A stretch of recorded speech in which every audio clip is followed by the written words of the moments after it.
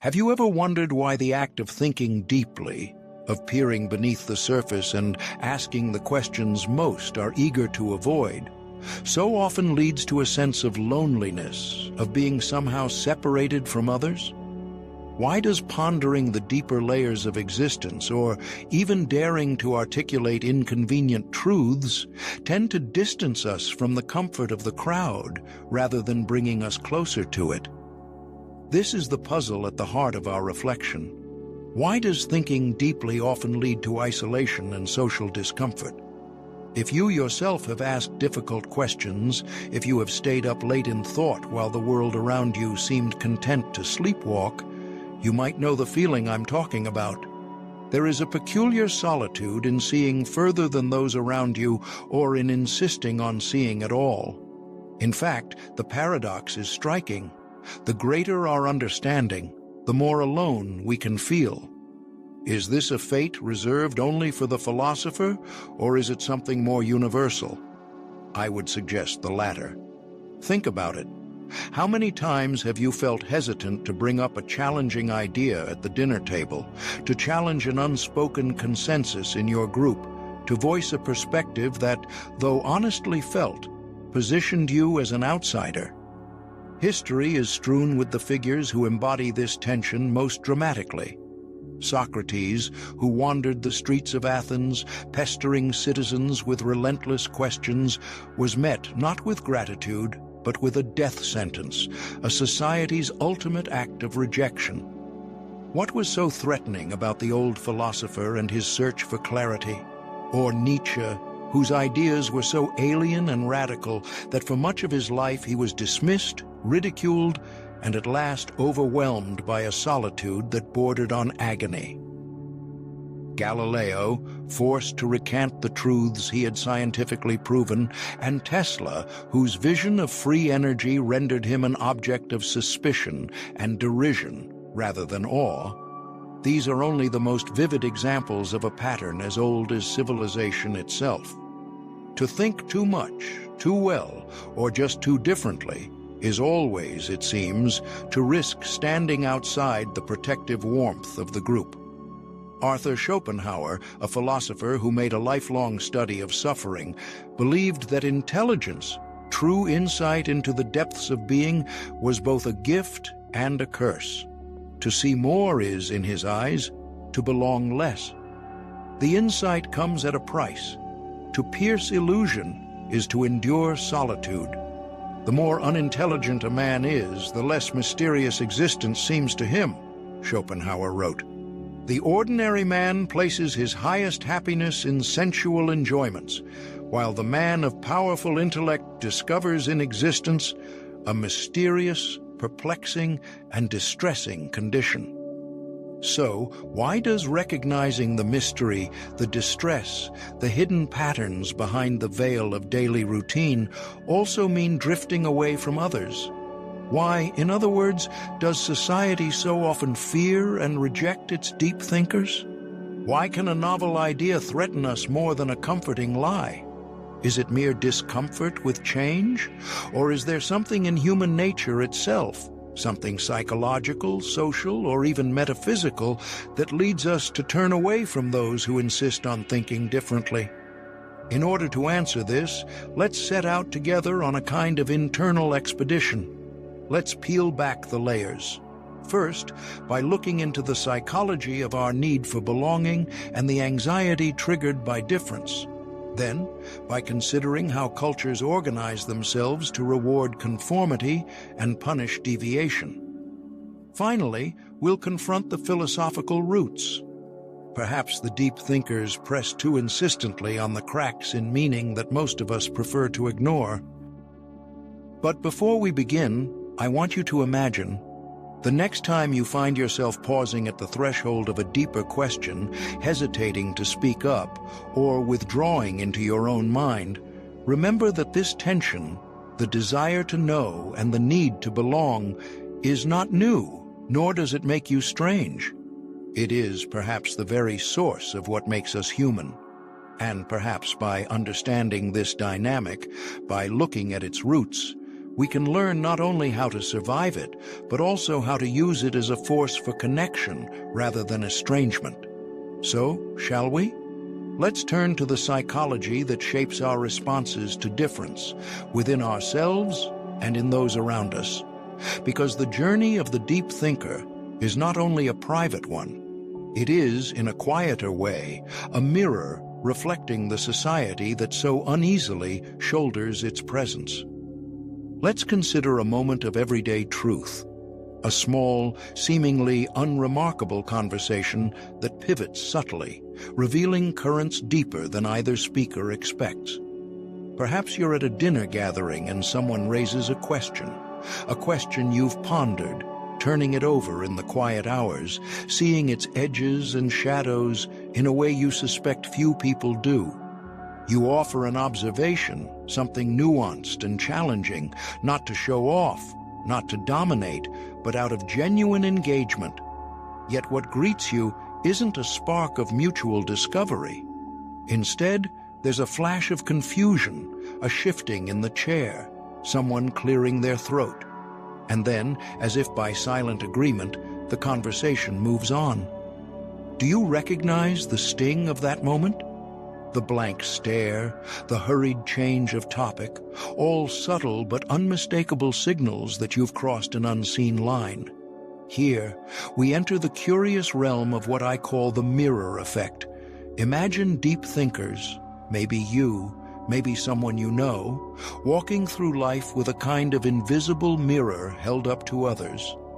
Not a flattering mirror, nor a cruel one, but simply an honest reflector of limitation and possibility.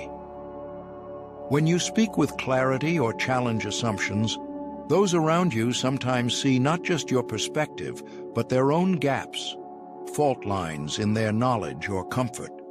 It's not so different from what happens when someone displays wealth or physical power, yet there's a critical distinction. If we see someone who is stronger or richer, we may feel envious or even competitive, but these qualities don't cut quite as deep. Physical or material strengths are external. They are things we can aspire to or dismiss, but they don't shake our fundamental sense of self. Intellect, though, is different. When intelligence or deep thought enters a conversation, it can unsettle. Why? Because it forces a reckoning with self-identity. To be confronted with someone whose mind moves in dimensions unfamiliar to us can feel, on some level, like a personal critique. People are quick to defend their ego, often reflexively, shielding themselves from ideas that demand they reconsider what they know or how they see themselves. Let's be honest. Have you ever shrunk from a conversation because the ideas felt overwhelming? Maybe you caught yourself tuning out or even dismissing the other person as pretentious. Or perhaps, on the receiving end, you found your own contributions meeting that awkward silence, the one that follows when others silently wish you would be less, think less, adjust yourself to the easier cadence of the crowd. These aren't rare occurrences. They are signals of a primal circuitry at work. Neuroscientists have studied how the amygdala, the part of the brain at the core of our fear response, can light up not just in moments of physical danger, but when our very compass of understanding is threatened by the unfamiliar or challenging. Intellectual discomfort isn't a polite displeasure. It can be a full-body ripple of anxiety, a plea from our most ancient wiring to seek safety in consensus and simplicity. Why does this happen so routinely? The answer, in part, lies in our evolutionary story. We are, after all, descendants of tribal creatures for whom acceptance into the group was more important, often literally a matter of life or death, than being the most insightful individual. Those who risked too much divergence could find themselves out in the cold, vulnerable, and alone. It is no wonder, then, that when a conversation invites us to think more deeply or differently, our instincts may urge us to tamp down the novel, to withdraw into the safe boundaries of the familiar. Contemporary research confirms what many have felt intuitively. At Stanford, a study found that intellectual threat operates very differently depending on context. In group settings, people are more likely to feel defensive or even hostile when a challenging idea is raised. Their social identity is at stake. Alone, however, with just one other person, they may be more open, still cautious, but less likely to respond with outright rejection. This context dependence points to a universal undercurrent. Our need for belonging often supersedes our hunger for truth. Layered upon these dynamics are the cognitive biases that further complicate our ability to absorb or even entertain new perspectives. Take the Dunning-Kruger effect. People with only superficial knowledge tend to overestimate their understanding, while those who know more see the vastness of what they do not know. There's status quo bias, the silent preference for the familiar simply because it is the path already worn. Or the backfire effect, where being confronted with facts contrary to our beliefs only hardens our original position, as if facts themselves were few more than gnats to be swatted away. Given all this, what can we do? The guidance isn't necessarily to hide your insights or feign simplicity, but rather to approach social acceptance as its own delicate skill. Seek out those who share your appetite for questioning. Communities of like-minded curiosity do exist, even if they are rare. Learn to read the room. There will be moments for challenge, and others for quiet observation. Sometimes the wisdom is knowing when to offer your insights and when to keep your provocations as private notes, awaiting the conversation that is ready to receive them. If nothing else, realize that your experience is not unique. The blank stare and awkward pause are as much about ancient survival mechanisms as they are about you. Understanding this frees you, at least a little, from mistaking discomfort for rejection, and from blaming yourself for wanting to look a little deeper into the world's hidden corners. Yet, in peeling back the glossy surface of modern life, we find that this rejection of depth is not merely an accident, it is a carefully wired feature of the digital age. Have you noticed how algorithms decide what you see before you ever realize what you need? The same news feeds that promise to expand our minds often swirl us into echo chambers, shaping our views with a relentless stream of the familiar and expected. The viral posts you scroll past are almost never the slow, intricate explorations of thought, but quick hits, 5-second dopamine bursts, arguments compressed to memes, outrage repackaged as unity. Every click and swipe is quietly curated, nudging us away from intellectual challenge and toward whatever is most comfortable, most contagious, most palatable for the moment. Ask yourself, in a world of trending topics, what chance does an untrendy truth have to reach you? But it's not only our screens that breed this shallowness. It seeps into the ways our institutions function. Walk through the corridors of a modern school or corporate office, and what do you encounter? A paradox. We praise innovation, worship wisdom, pin up the posters of Einstein and Curie in classrooms. Yet, in practice, we reward those who follow the rubric, who fit the profile, who reassure the institution that tomorrow will look reassuringly like today. How many students are quietly discouraged from asking the inconvenient question that might upset the lesson plan? How many employees sense that thinking aloud about genuine improvement, never mind revolution, would paint a target on their backs? There is an unwritten rule: fit in, keep it smooth, reward compliance. Even the so-called innovator of the year is typically someone who finds a safe way to reinforce, not disturb, the status quo.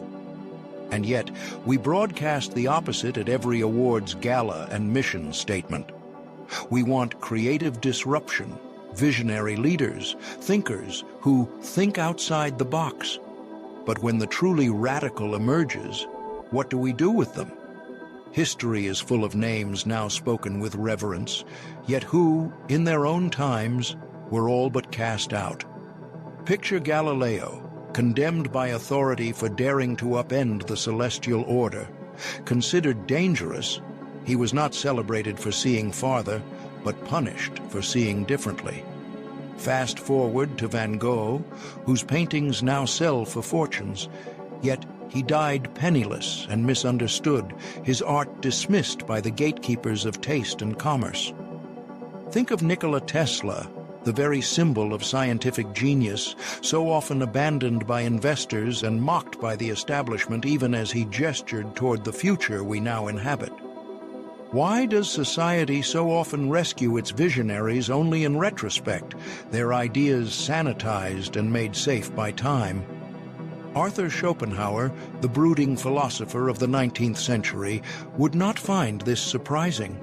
He wrote of the will, a primal force driving all human activity, most often toward comfort, survival, and the avoidance of pain. The comfort of the group, the warmth of agreement, the gentle wash of affirmation, these are what most crave. But the deeper thinker, the one who follows thought where it dares to lead rather than where it is welcome, is driven by a different compulsion, the desire to see truly, even if clarity brings heartache or isolation.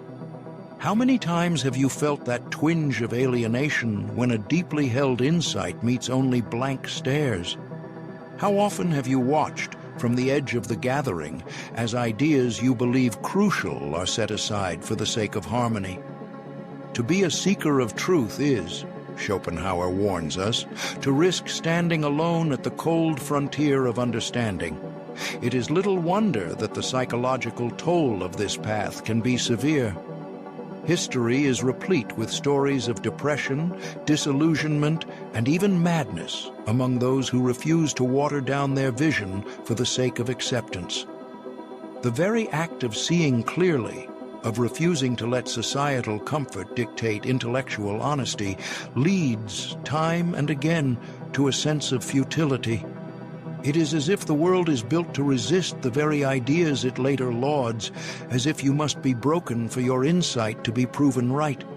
And yet, is all resistance to new or challenging ideas just narrow-mindedness? Groupthink, system justification, the pursuit of cognitive ease? These are words we use to indict social mediocrity, but could they also serve a purpose? What if the desire for comfort, for cohesion, even for predictability, channels our collective energies into stability so that we may survive? Could it be possible that a society too easily swayed by every new idea would merely dissolve into chaos and contradiction?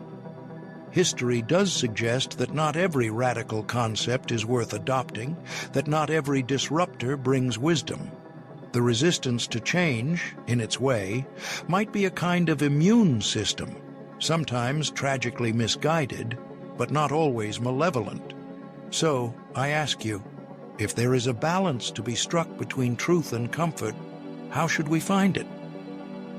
Why do we so often swing between idolizing the visionary and muzzling them, between calls for innovation and a deep fear of where it might lead? This is not a question to answer lightly. It is the undercurrent of every age, and in your own life, perhaps it shapes more than you yet realize. Let's keep following this thread, deeper still, before we weave together its full meaning. As our journey draws to a close, let's pause and take in the paradox at the heart of all we've explored. Those who see furthest, who swim deepest in the waters of thought, so often find themselves cast adrift by the very societies they later transform. It's as if civilization itself draws its progress from wellsprings it fears to approach until the water has already risen.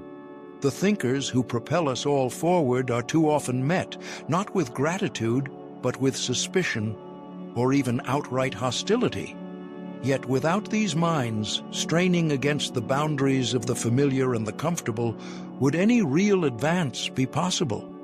Think, for a moment, of Socrates pacing the markets of ancient Athens, irritating his neighbors with confounding questions, refusing to bow to convention. He is immortal now, his method etched at the root of our philosophical heritage, yet walked to his death with the jeers and condemnation of the people he sought to awaken. Or Galileo, craning his telescopes toward the heavens, his findings so disruptive that the very act of looking through a lens became, for a time, a subversive act. Nietzsche, wrestling with the deepest questions of morality and meaning, was mocked and derided in his era. Only decades later did the world begin to grasp the reach of his vision. Tesla, working alone by candlelight, saw a world lit by alternating currents, yet died nearly penniless, ridiculed for the very ideas that power our cities now. Alan Turing decoded the machinery of both language and logic and helped save millions by shortening a world war, yet suffered exile for being himself. Even Hypatia, navigating the turbulent intellectual crossroads of Alexandria, was cut down by those made uncomfortable not by her brilliance, but by what it threatened to upend. What do all these stories share beyond tragedy? Is it simply a jealousy of intellect? Or is it something subtler, the fear, not of intelligence itself, but of the changes such minds bring? Society, like any living organism, treasures homeostasis. When radical new thoughts threaten the fabric of what is known and trusted, there is a deep, often unconscious resistance. We are drawn to comfort, to consensus, to the familiar warmth of shared illusions. The deep thinkers remind us, sometimes painfully, that reality is not so easily tamed. And yet, isolation, while cruel, can be deeply illuminating. Receiving the cold shoulder of the crowd does not mean one is broken or aberrant. Often, it is a sign of clarity, a reflection of seeing just a little further or deeper than the rest. There is, in this state, a possibility for transformation, not just of society, but of the self. Schopenhauer, that dour guardian of solitude, offered wisdom we'd do well to remember. Embrace your solitude, he says, for it is where the mind is free to range and refine. In your isolation, guard your truth, but do not become brittle. Seek out communities, not those of numbers and echo chambers, but those rare, authentic connections where understanding is possible across gulfs of background or belief. Be judicious in whom you confide your most precious insights. Not every moment or every audience is equally receptive. Of course, none of this is to glorify loneliness or to suggest that alienation is a virtue. Rather, consider, if you find yourself misunderstood or alone with your ideas, this may be less a mark of failure and more a sign that you are on ground not yet mapped by those around you. The practical task, then, is twofold. Find, and if you must, create your audience. Hone the skill, often more valuable than the insight itself, of communicating your complex truths in language that welcomes rather than alienates. Learn to translate your vision into terms others can grasp, not by watering down your thought, but by meeting your listeners where they are. And above all, value true connection over popularity. A handful who genuinely grasp your meaning are worth more than crowds who merely nod. Deep thinkers, in the end, are not doomed to isolation, unless they mistake misunderstanding for enmity or stubbornly refuse all bridges. Every society, even the most resistant, moves forward by the light of those it initially shunned. Transformation is always, at first, discomforting, but it is through these pangs that culture renews itself. To stand at a distance, to see more or differently, is a gift, sometimes a lonely one, but no less necessary. And who knows? Perhaps what seems today like distance will be tomorrow, the ground upon which new communities gather. So I leave you with this. What does it mean to truly embrace truth in a society that prefers comfort? Can we find ways to hold to our deepest convictions without relinquishing the joy of belonging? It is not an easy path. No one ever said it would be. But if you carry your insights with humility and clarity and seek out just a few who are willing to listen, you may discover a form of belonging truer than any crowd.